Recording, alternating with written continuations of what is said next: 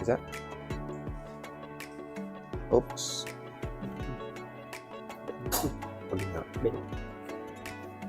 Nah, ya. Nah, ini menarik nih ya teman-teman yang saya bilang tadi ya. Jadi kita harusnya mulai merubah mindset bahwa komplain itu adalah sesuatu yang berharga buat kita, gitu ya. Bukan terbalik menghindari komplain, gitu kan ya. Memang ini nggak mudah ya merubah. Kalau ada nggak orang yang senang dikomplain? Hah? Nggak ada, semua orang juga senang komplain, gitu kan ya. Tapi ingat, dalam konteks kita dalam bisnis seperti ini, komplain itu adalah kunci di mana kita bisa tetap punya engage dengan siapa? Nasabah, customer. Gitu ya. Jadi itu kuncinya ya. Nah, kita lihat ya. Dari 100 customer yang kecewa, hanya 4% yang komplain. Ya, jadi kalau teman-teman bilang, sering ada komplain nggak? Sering nggak? Nah, hati-hati Pak. Hati-hati itu. Itu berbahaya itu. Betul nggak? Oke. 50.000 juga. Bagus nih ya pertanyaannya ya. Loh, Pak kok jadi bertolak belakang dengan target perusahaan zero complaint? Ya, saya nggak salahkan ya. Jadi memang kalau kita berharap organisasi berharap tidak ada komplain sama sekali. Tapi kalau kita merujuk kepada statistik, merujuk kepada area psikologis manusia ya, bahwa banyak orang itu nggak pernah komplain, tapi tiba-tiba hilang. Gitu lah ya.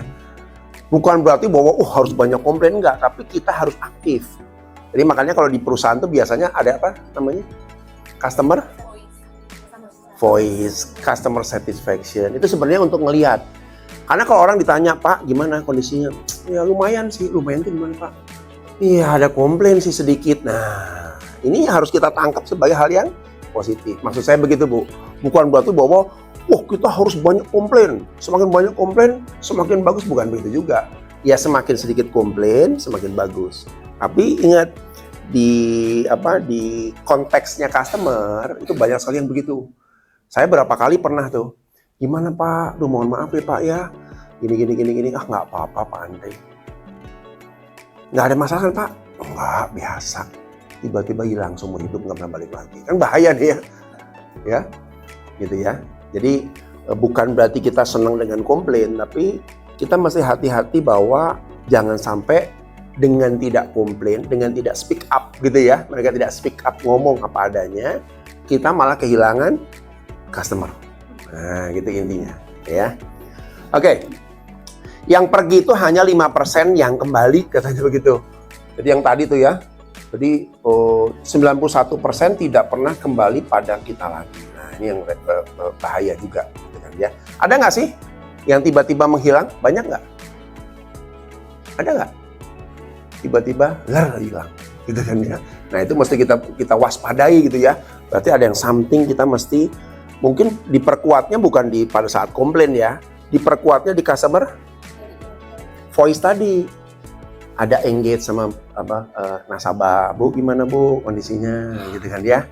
Nah itu mereka nanti yang tipe-tipe orang tertentu, nanti kita lihat ya, 4 tipe itu ada tipe-tipe yang modelnya memang sangat introvert. Orang introvert itu jarang ngomong, mereka cepat bertindak, nggak suka kabur, nggak suka tinggal, nggak suka ini. Ada nggak teman kita yang gitu juga? Ditanya, lu ada masalah nggak? Enggak. Ada ini nggak? Enggak, gitu kan ya. Tapi ekspresinya nggak menggambarkan itu, betul nggak? Tapi kok mukanya asem begini sih? Kan jadi bingung kita akhirnya, gitu ya. Oke. Nah kita lihat lagi ya. 64 customer merasa perusahaan yang kerap menghubungi lewat telepon tidak memberikan respect atas waktunya. Ingat Pak ya. Kalau kita juga harus pahami siapa customer kita. Kalau customer kita sudah orang-orang pebisnis, harus ingat tuh. Ketika kita menghandle komplain, jangan terlalu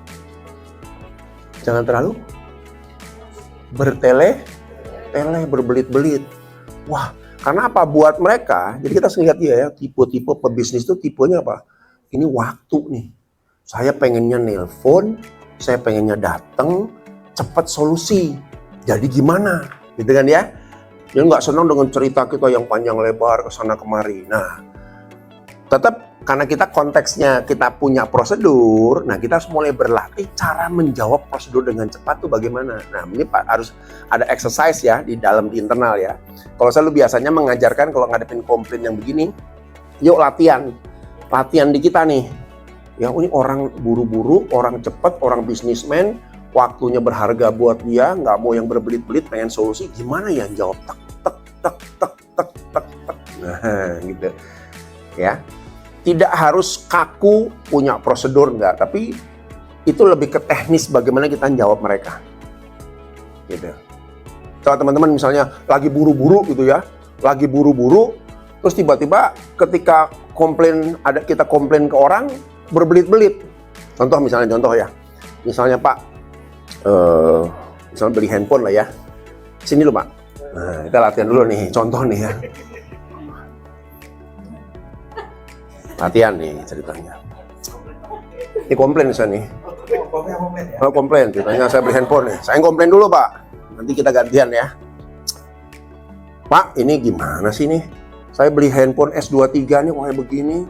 Baru mati ngeheng mulu. Matiin saya restart, mati lagi. Gimana ini Pak? Matinya bener Pak? Bener Pak. Boleh nggak begini? Nah, hati-hati lah ya. Kalau begini nanyanya apa artinya? Nyalahin. Artinya, wah ini Bapak yang prosedurnya bener gak nih? Oke. Gimana nih Pak? Balikin aja deh. Saya baru pakai seminggu, bener, balikin aja deh. Boleh saya cek dulu Pak? Boleh. Wah, saya pengen balik aja Pak. Kelamaan. Ini saya buru-buru loh Pak.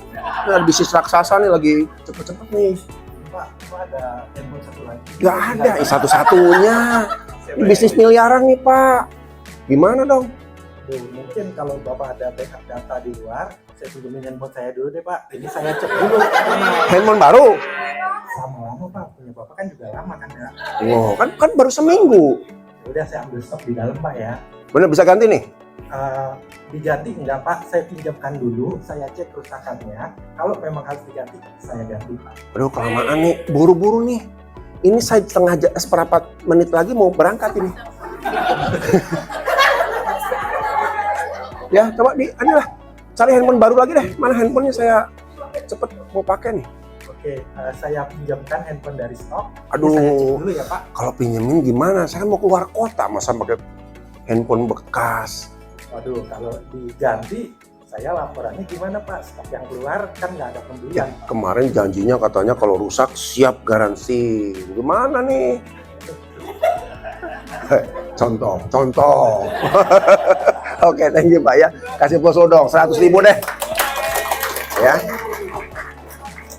Pertanyaan saya, familiar nggak? Familiar nggak dengan tekanan seperti itu? Pressure, dia nggak mau tahu. Cek.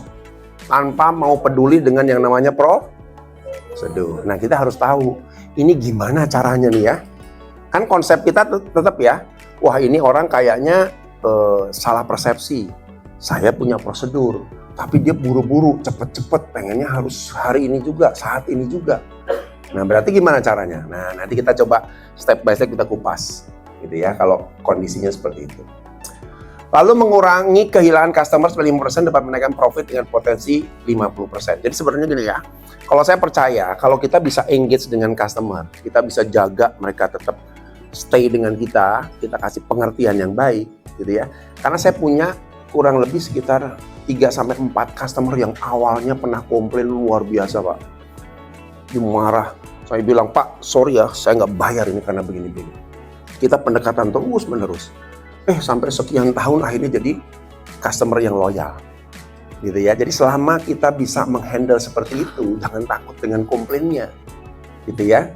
Tinggal bagaimana kita mengupas tiap komplain itu lebih positif. Gitu kira-kira gambarannya. Oke. Nah, ini lebih ke inilah ya. Nah, ini yang tidak bisa dipungkiri nih. Gitu kan ya. Jadi biasanya kan tadi yang saya bilang ya, kita ini menerima komplain yang dilakukan oleh siapa? Orang lain. Ini nggak gampang loh, betul nggak? Nggak gampang loh ya, karena kita nggak pernah tahu riwayatnya bagaimana sih. Awalnya gimana.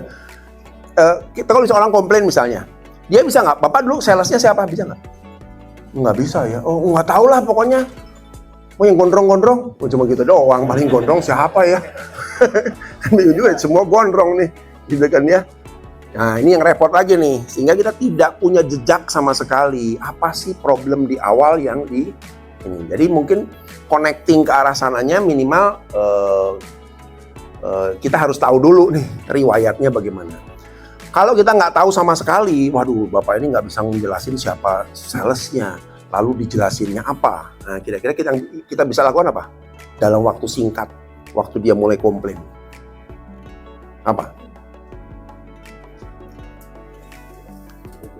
Oke, 150.000, identifikasi masalah dulu. Ini masalahnya apa sih? Nah, untuk sampai ke identifikasi masalah harus ingat, ya, kita harus kembali ke tadi apa? Tekniknya apa? Questioning-nya harus kuat. Tanya. Kalian sini ya. Orang kalau misalnya positioning ya, ini saya ajarin teknik ya.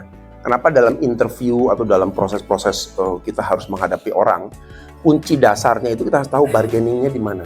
Sekarang antara orang yang bertanya ya, ini secara psikologis ya, dengan orang yang ditanya ya. Sebenarnya secara psikologis ini memisahkan kita, membuat kita bargaining-nya lebih tinggi. Orang yang bertanya dengan yang ditanya, mana yang lebih tinggi positioning-nya secara psikologis? Bertanya. Gitu ya. Jadi kalau teman-teman dapat pressure dari orang, ya itu nggak usah defensif dulu, nggak usah menjawab pertanyaannya dulu, tapi pertanyaan balik.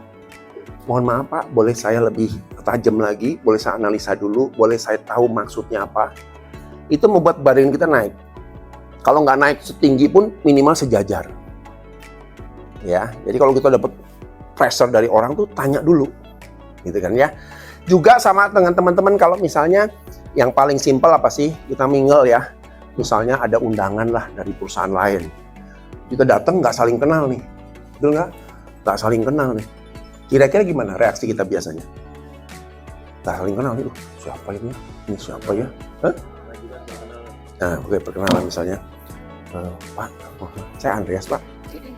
Oh, Bapak di sini perusahaan ini Pak? Oh, terus dia ngomong apa lagi? Sini dia nih. Ya, saya ajarin ya. Cara kita bisa masuk ke satu situasi dengan kita percaya diri adalah memulai dengan pertanyaan.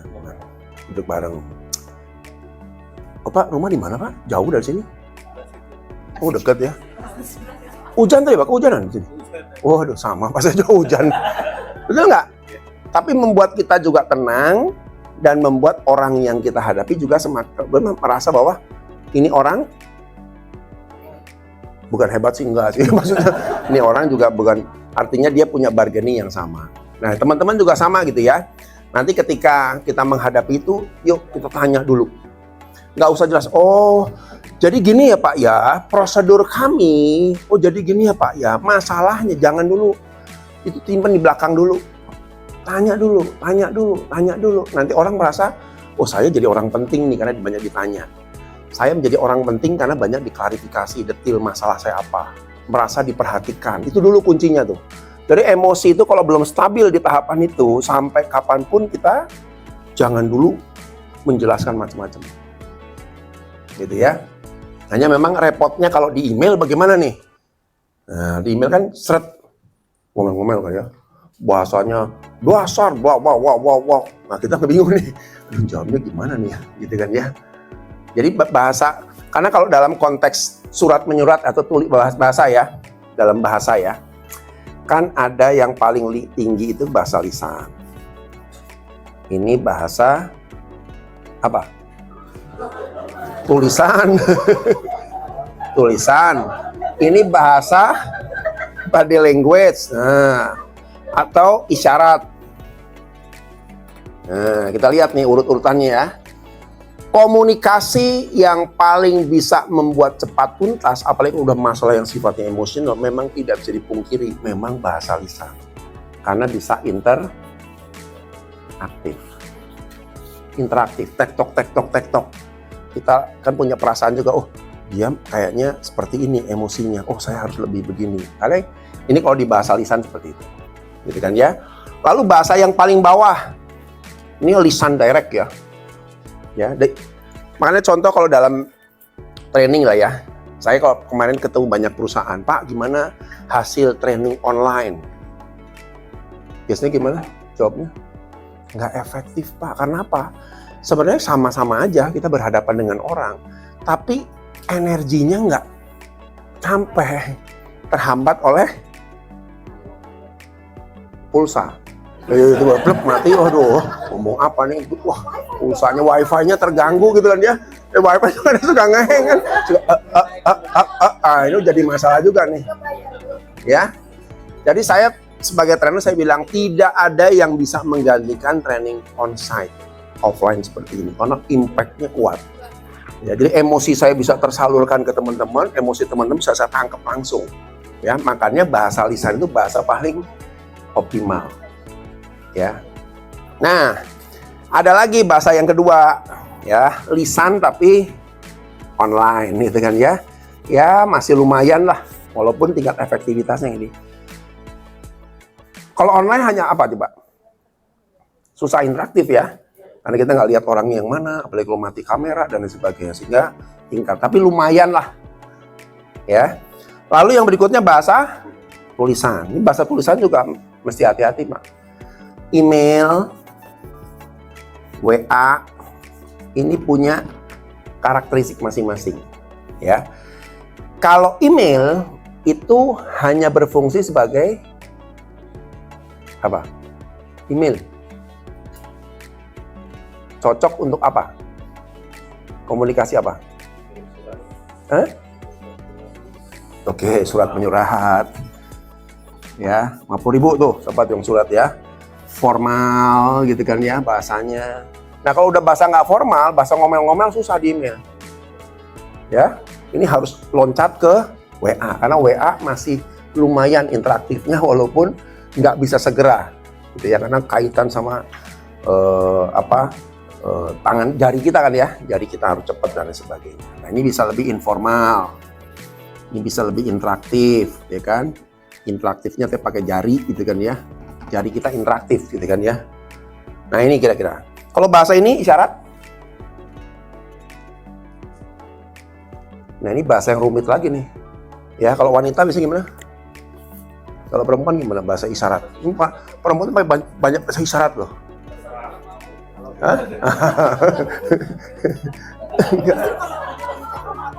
Nah, susah dibaca, itu kan bayangan. Nah, kalau sekarang yang nelpon ibu-ibu, bahasa isyaratnya susah tuh. Ini maksudnya apa ini ya?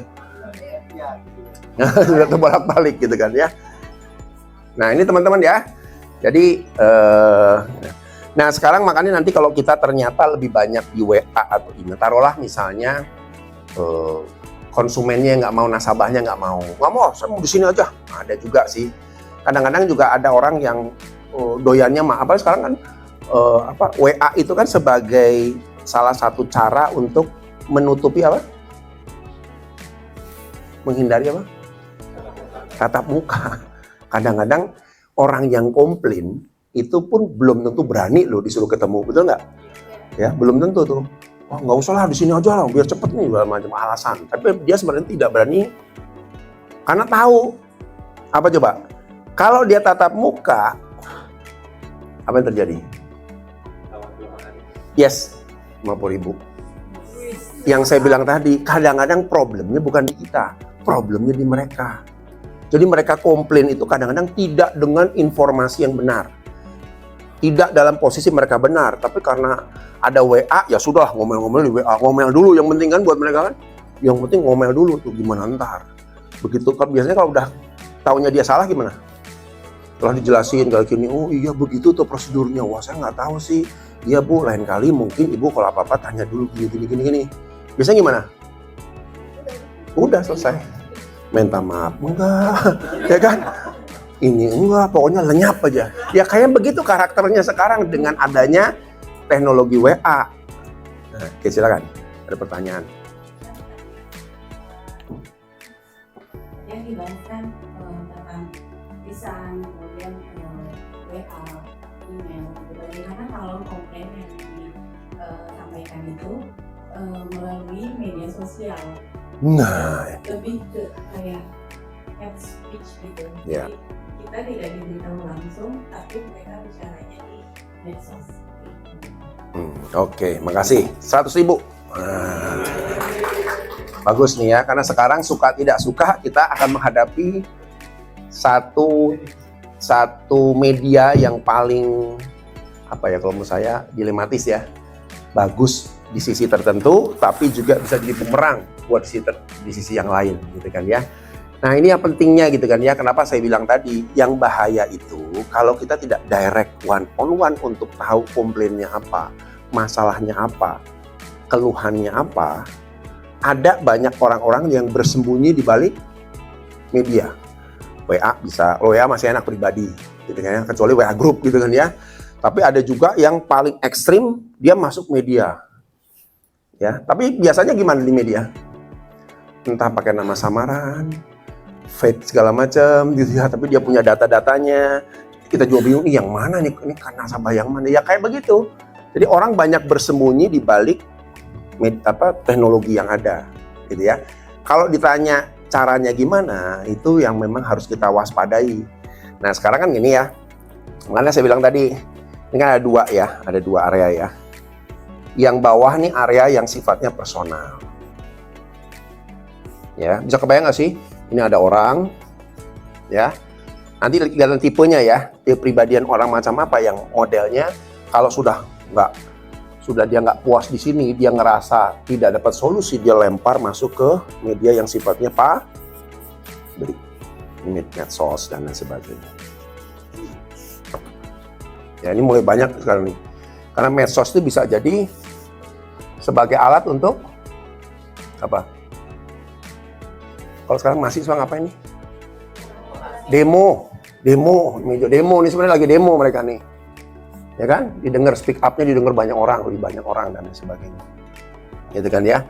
Nah, jadi kalau saran saya, kita harus selesaikan di sini dulu, ya. Karena yang saya bilang tadi, jadi kita harus banyak berinteraksi, harus banyak bertanya, melihat keluhannya apa itu di ranah pribadi dulu. Jangan sampai bocor ke luar. Udah keluar udah repot. Ya dari pengalaman ya. Mungkin kalau saya belum pernah punya pengalaman tuh, ada yang sampai ke media sosial. Tapi beberapa teman saya pernah tuh sampai jebol sampai ke media sosial, gitu kan ya. Karena kalau diselidiki, saya tanya, apa lu? Yo iya, karena dia di sininya tidak terfasilitasi komunikasi. Macet di personal. Ya. Itu kira-kira gambarannya. Yang penting kalau teman-teman karena hanya bagian klaim, tidak menjadi bagian dari servis ya. Servis yang rutin, artinya kan kalau misalnya dia sudah engage dengan perusahaan, oh ini harus setiap 2 bulan deh gua calling, 3 bulan deh saya hubungi. Itu bagian siapa? Marketing. Nah, marketingnya juga harus bertanggung jawab nih. Ya, karena kalau sudah sampai ke sini, ya ini sudah jadi masalah yang apalagi udah meledak ke sini nih. Gitu ya, kira-kira seperti itu. Oke, silakan Pak. Barusan Bapak bilang kayak ada yang tiap 2 bulan visiting dan sebagainya. Nah, bagaimana kalau kita kan sekarang banyak penjualan secara online dan itu tidak ada kayak production kita untuk visiting klien, tapi secara detail justru customer itu datang langsung membeli produk kita melalui online. Oke, nah 100.000 juga nih, ya. Sebenarnya kalau gini Pak, kita tidak bisa pungkiri ya, model penjualan bisa seperti itu. Tapi ingat, bisnis kita ini bisnis, iya, benar. Tapi bisnis relation. Dan tidak bisa digantikan sama teknologi. Relation, just relation. Kita harus punya connecting. Entah itu by phone, entah itu by WA, ya. Dan penting relation. Karena apa coba? Kita tinggal di Indonesia ini punya budaya apa namanya? Masih kental di kita ya. Saya kalau dengar cerita teman-teman ya di perusahaan di luar ya, entah itu insun di luar yang asli dengan orang-orang di luar dengan gaya frontalnya, suka nggak suka ngomong langsung jedar-jeder, dikit-dikit main hukum. Sebenarnya kita masih bersyukur di Indonesia. Kenapa coba? Ada satu budaya yang kita masih menjadi itu kelemahan tapi jadi kelebihan kita juga. Apa coba? Hah? Hah?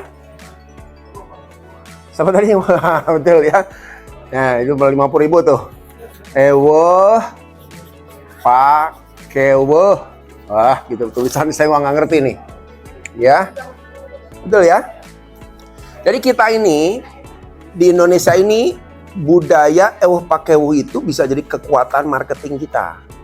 Karena kalau kita deket sama orang, Pak, suatu hari ada komplain, itu ada perasaan nggak enak. Aduh, gue kenal sama, lu gimana sih? Kan gitu marahnya ya. Tapi kalau nggak kenal gimana? Sikat, jebret. Betul nggak? Nah, hal-hal seperti itulah pentingnya kenapa engage dengan customer itu ada rutinitas. Walaupun penjualannya online. Minimal kita kenal, kita deket, dan lain sebagainya. Engage itulah yang menjadi kekuatan kita untuk menghadapi tadi yang ujungnya ke sini. Nah, gitu ya. Apalagi kalau di kita kan masih apa ya, kalau di luar tuh orang sudah tingkat trust-nya udah sangat rendah ya. Ya kalau di kita gimana? Coba sekarang saya kejahatan online terbesar di dunia, korbannya siapa?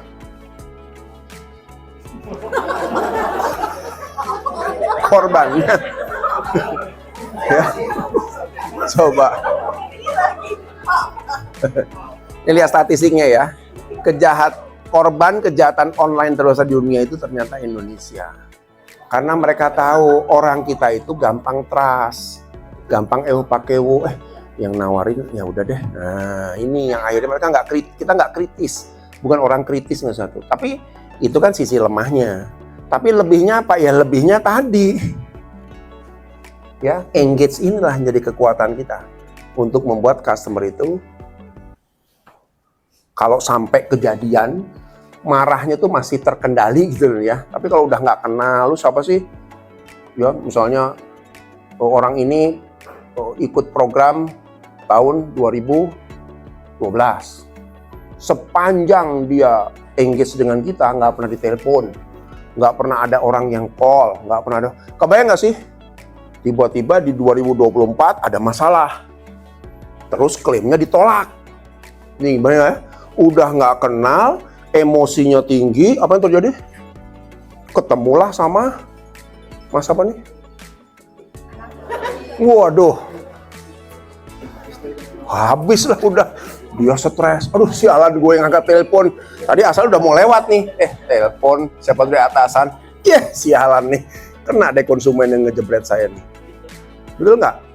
Tadi dia merasa nggak kenal, dirugikan, hajar habis. Tapi kalau engage-nya ada, percaya sama saya Pak. Ya kan sudah ngalamin ya. Saya sama klien tuh engage terus Pak. Selalu telepon, say hello. Malah ada kadang klien, bos, gue beli mobil nih, kira-kira bagus yang mana ya? Mobil Pak. Jam 9-10 malam nanya mobil. Ini klien nih. Karena saking engage-nya ya, jadi urusan-urusan apa saja jadi nanya. Nah tapi bagi saya merasa bahwa ya inilah kunci kita membangun sesuatu. Kalau ada komplain, nggak terlalu ekstrim, gitu kira-kira. Silakan. Tadi di awal kan Bapak bilang kalau ada orang di awal Bapak bilang kalau komplain kita harus tahu, kita baca dulu deh ketika orang ini. Nah, contohnya kalau kasus tadi Bapak tiba-tiba komplain saya kan itu dadakan ya Pak. Boleh dikasih dulu nggak Pak? Boleh kita gimana sih cara baca tipikal orang secara insidental? Oke. Nanti mungkin itu penjelasannya akan siang nanti ya, karena kita akan sedikit bocoran Pak ya. Nanti Pak Ismail akan jelaskan. Ada bocoran Pak ya. Jadi kita menghadapi manusia itu punya yang namanya apa Kak?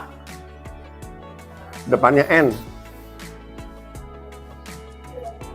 Nah, siapa yang ngomong kepribadian tadi? Oke. 50.000 ke pribadian. Ya. Kepribadian yang paling sering kita ucapkan tipe orang apa? 2. Nah, siapa tuh yang ngomong tuh ya? Ada yang extrovert, ada yang introvert. Dulu deh bocorannya ya. Jadi orang ekstrovert tuh orang yang pokoknya kalau ada apapun juga ya dia paling speak up. Nggak sulit ketemu, oh orang begini. Ya nanti ada karakteristiknya tuh ya. Ada orang yang introvert. Introvert tuh ya sudahlah, yang penting dia nggak usah banyak ngomong, dia banyak bertindak. Nah ini yang saya bilang tadi ya, tipe-tipe seperti ini. Nanti akan ketemu Pak tipenya. Di email pun bisa kebaca tipenya apa sebenarnya ya, dari tulisan dia email dan lain sebagainya. Kalau sudah panjang lebar, menjelaskan detail segala macam, oh tipenya ini nih. Berarti saya harus main data.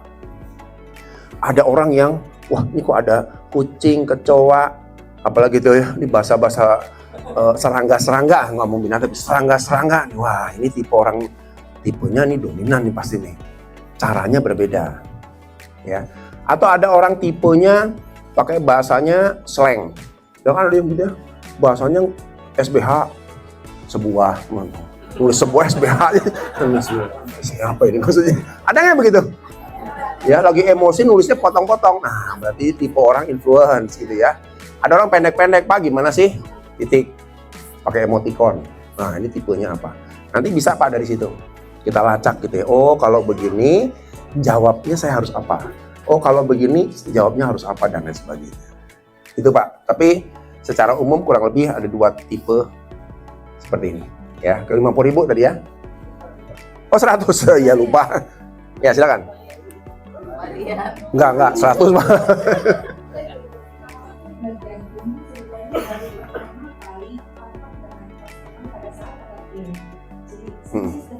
Tidak pernah kontak langsung sebelumnya gitu.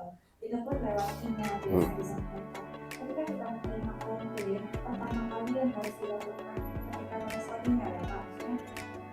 Saya penasaran, apakah lebih baik merespon lewat email langsung, menanyakan seperti yang Bapak sampaikan tadi kan, berarti kan digging information menanyakan beberapa hal, atau lebih baik kita coba langsung telepon dulu Pak, karena yang pertama.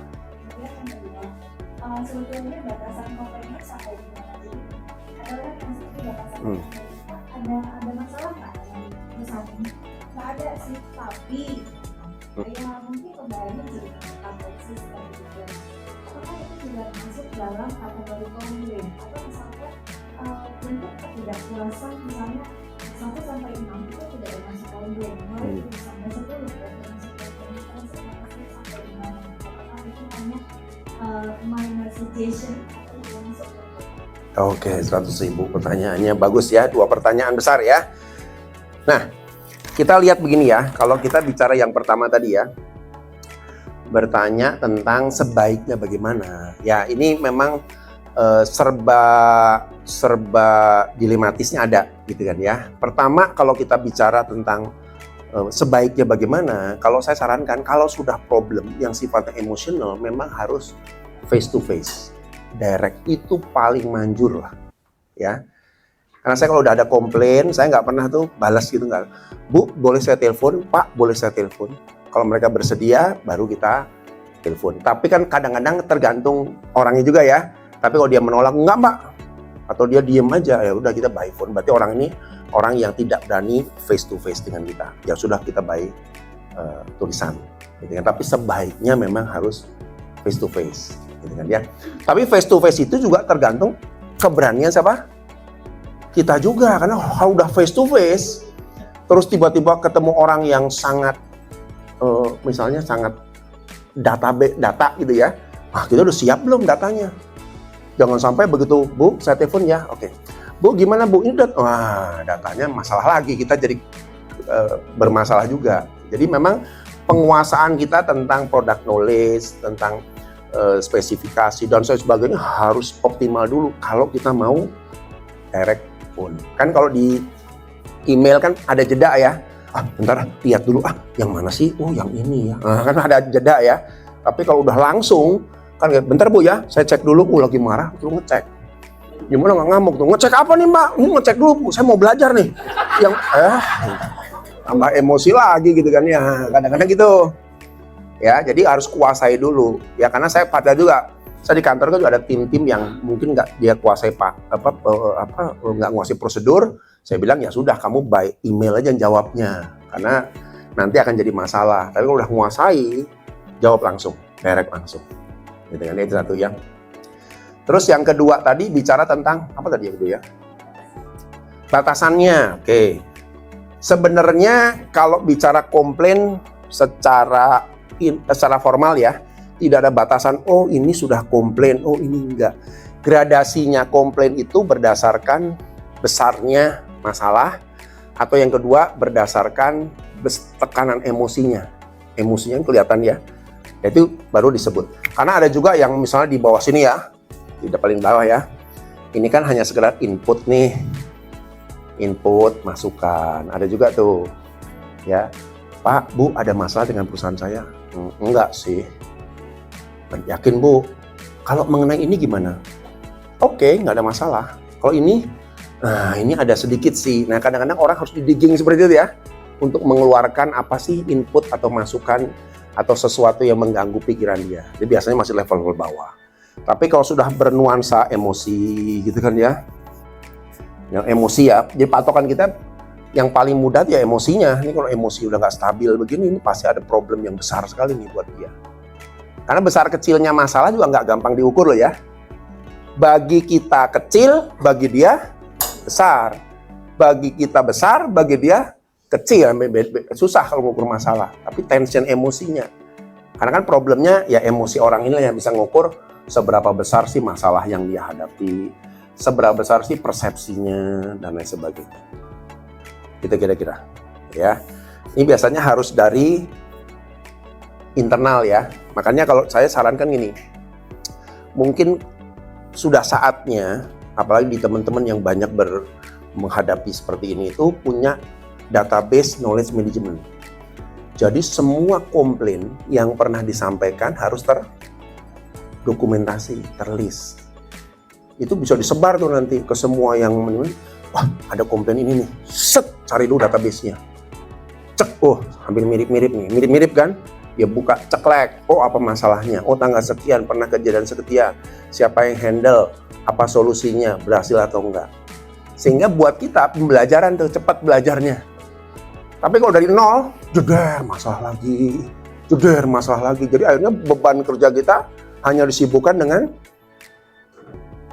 menghadapi hal-hal yang sebenarnya sudah pernah tapi nggak tercatat, kita nggak tahu pernah kejadian dan apa actionnya. Nah, mungkin seperti itu ya. Itu salah satu juga jadi solusi biasanya. Gitu ya. Itu kira-kira. Sudah terjawab? Ya. Ya. Menanggapi pertanyaan Bina nomor 1 tadi, mungkin bisa ditambahkan kalau misalnya seperti yang Bapak bilang tadi, kalau misalnya masalahnya berat, emosi berat, kan harus langsung. Nah, bagaimana kalau ditambahkan setelah melakukan kegiatan tatap muka atau telepon, dilanjutkan dengan email. Perfect. Biasanya itu Yes. untuk kronologisnya apa? Evident ya. Yes. Oke, bagus. 50.000 nih. Ya, masukan bagus ya. Jadi semua memang kalau kita udah bicara komplain tercatat. Karena apa? Karena lisan itu rawan dengan selain lupa juga bisa jadi orang kan nggak tercatat nih. Dia bisa penyangkalan nih. Oh, kapan Ibu ngomong begitu? Wah, repot ya perdebatan. Saya setuju, Bu. Bahkan kalau sudah komplain itu semua runtutan komplainnya itu kita sampaikan, gitu ya. Kita catat, kita sampaikan, kita inikan ke si nasabahnya juga ya. Bu, ini ya Bu ya, kita sudah tuntaskan masalah Ibu. Siap, terima kasih. Someday kalau dia komplain hal yang sama, Bu, mohon maaf, ini kan kemarin Ibu nyatakan bahwa komplain yang ini sudah tuntas. Nah, bisa juga tuh. Karena banyak orang sekarang bersembunyi di balik lisan-lisan tadi dengan cara menyalahkan kita. Menyangkal, enggak pernah kok. Ini jadi perdebatan masalah. Sebenarnya juga jadi komunikasi juga teman-teman ke siapa? Siapa? Sama teman juga nih, ya nggak? Kadang-kadang, kan gua udah ngomong begitu. Mana? Kapan lu ngomong? Sering gitu nggak? Wah, ini juga jadi masalah nih. Catet, lu ngomong inilah kemarin lo menyangkal lagi, jangan gitu. Jadi masalah bisa beres gitu ya. Ya moga-moga sih benar karena lupa gitu ya. Tapi kadang-kadang juga ada yang orang sembunyi. Wah, enggak, gue nggak pernah ngomong begitu kok. Nah, kan jadi masalah yang nggak beres-beres juga, gitu kan ya. Nah, kita kembali ke sini tadi. Oh ya, sorry. Klarifikasi mengenai masalah definisi konflik. Mungkin memang secara general seperti itu. Sebenarnya kalau dari sisi perusahaan, segala bentuk ketidakpuasan yang disampaikan sama anak-anak itu yang kemudian akan dilakukan. Ya. Oke, nah kita. Oke sih, tapi pembayaran itu cepat semestinya.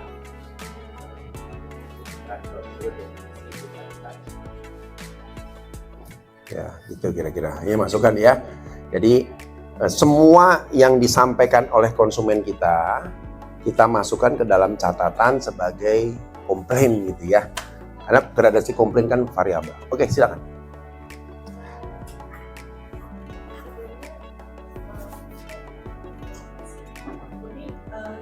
Dari pagi saya sudah kita membahasnya dari sisi customer. Tapi yang namanya konten itu tidak bisa kita semua. Yes. Walaupun memang itu adalah sesuatu yang menjadi berharga buat kita untuk membentuk secara sensitif. Tetapi untuk melihat dari orang yang komplain, apakah ada penjelasan atau bagaimana menyikapi dari kita sendiri untuk personal branding. Dan tentu saja kita tidak akan fokus sama bagaimana cara kita untuk tetap diri untuk tetap bisa berpikir logis, tidak terbawa dengan kasus Ya.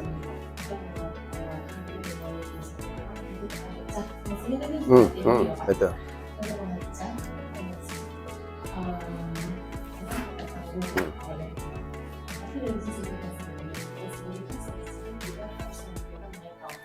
Yes. Tidak terlalu terbawa suasana larut di dalam menjelaskan kita memberikan kekuasaan pada yang A, tetapi juga tanpa mengurangi profesional untuk menjawab yang lain. Oke, terima kasih. 100.000. Nah, ini kalau ini kan lebih cenderung pada kunci utama bagaimana sih? Saya tanya sekarang, bisa nggak sih dalam hidup ini kita nggak punya masalah? Never, ever. Setiap orang pasti punya masalah, entah besar atau kecil pasti masalah. Bangun pagi udah masalah belum? Apa masalahnya? Bangun pagi udah masalah, ya. Artinya masalah ini tidak bisa kita hindari karena apalagi komplain dari customer itu kan sudah pasti random ya. Bisa jadi hari ini, aman, tenang. Tiba-tiba deket-deket jam mau pulang ada telepon. Kering, jeder, aduh kena ribuan. Ya kadang-kadang masalah nggak bisa kita apa-apain. Sekarang masalahnya, kalau masalah nggak bisa diapa-apain, lalu kita harus bagaimana menghadapi semua yang bertubi-tubi datang. How to respond? Gimana meresponnya? Nah, ya, saya setuju ya. Kadang-kadang di bagian-bagian yang terima komplain ini problem terbesar adalah tekanan ya, pressure ya. Yang enak terpikir-pikir, terbayang-bayang dan lain sebagainya. Satu saran saya, ya. Apa? Don't take personally. Ya. Coba pisahkan ya, karena teman-teman ini sebenarnya punya dua peran ya. Peran as a human being nih ya, human being ya. Peran as employee. Ya, memang nggak gampang, tapi menurut saya kalau kita latih lama-lama ngerti juga. Oh iya ya, kalau saya dikomplain, sebenarnya orang yang komplain, yang marah-marah maki-maki kita itu komplain sama siapa? As a human being or as a employee?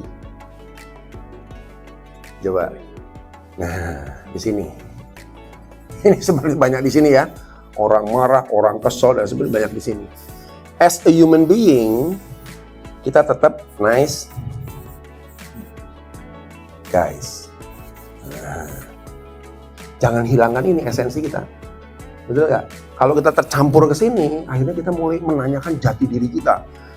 Begitu nanya value kita, kenapa kok gua hidup kok diomelin orang terus. Sejak kecil dirawat orang tua, dididik, disekolahkan, diomelin orang terus. Betul nggak? Human being kita mulai tergoncang. Ketika tergoncang, muncullah well-being kita bermasalah. Orang goyah, kenapa begini hidup gua? Nanti malam-malam gitu sambil ngopi, nunggu hujan. Oh, kenapa hidup gua gini? Muka kosong, mata datar gitu kan ya. Bener nggak begitu? Nih, kalau ketawa tuh, gua banget nih. Hari-hari gua banget begini. Karena apa? Karena ini tercampur baur nih. Human being sama ini dua hal yang berbeda. Yuk pisahin, ya.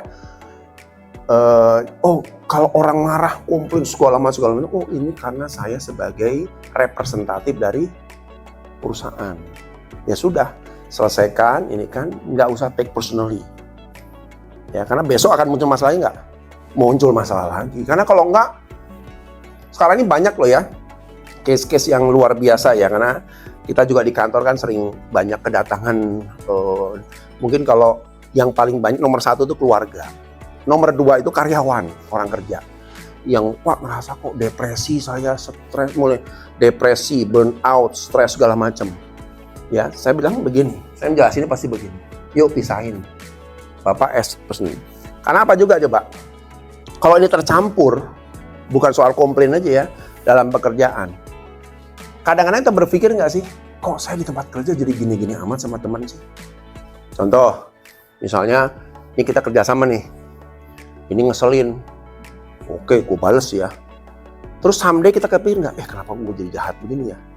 Kok gue jadi balas-balasan sama temen ya? Kan saya bukan nature-nya begini, betul nggak? Karena apa? Ini tadi saya bilang, ini tercampur baur nggak karuan. Ya, ini satu ya, saya jelasin satu ya. Yang satu juga simpel nih. Ini kita agak kembali ke internal dulu ya, supaya teman-teman tahu ya situasi kerja seperti apa. Dalam dunia kerja ada 2 K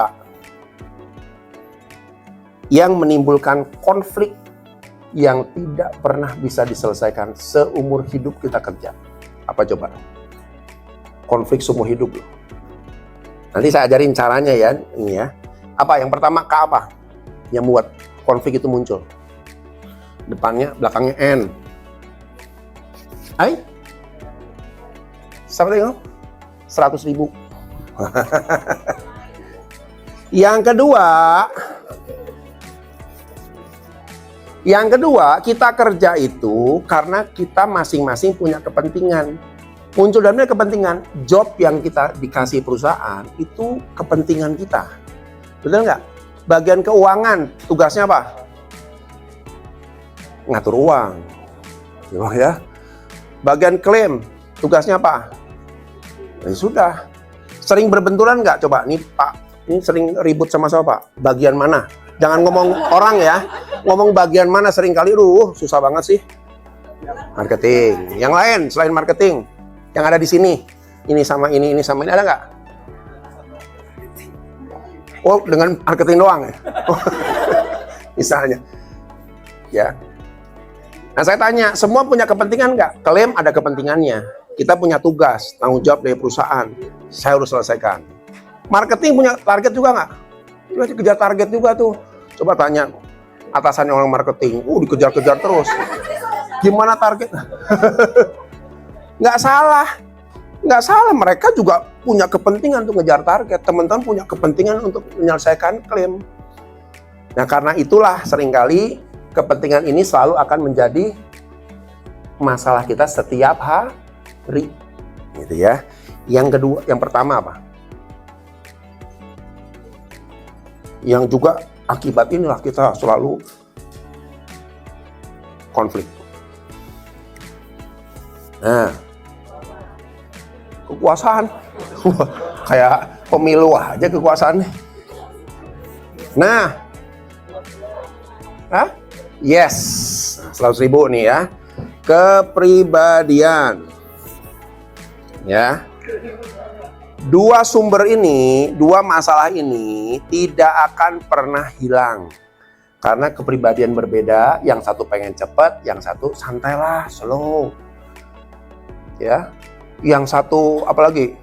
Yang satu ngomong melulu, Lu kerjanya kapan? Nantilah ngobrol dulu nih. Nah, ada nggak begitu tuh? Jadi pusing gue gimana sih?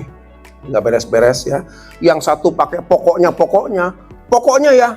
Gimana caranya? Ya nggak tahu lah pokoknya. Iya, bingung lagi. Betul nggak? Antara dua inilah kita menciptakan konflik yang terus-menerus. Nah, sekarang kembali yang saya bilang tadi, masalah bisa hilang nggak? Oh, dua ini akan ada terus. Nggak bisa hilang. Caranya hanya satu, bagaimana kita merespon. Nah, nanti kita belajar itu ya, teman-teman ya. Saya ini orang introvert, bukan orang extrovert. Ya kan? Kenapa saya bisa begini di depan? Banyak ngomong, belak-belakan. Kenapa? Karena pekerjaan saya. Kebayang nggak training? Ya Bapak Ibu silahkan baca. Ada nanya apa? Oh iya, nggak bisa begitu kan?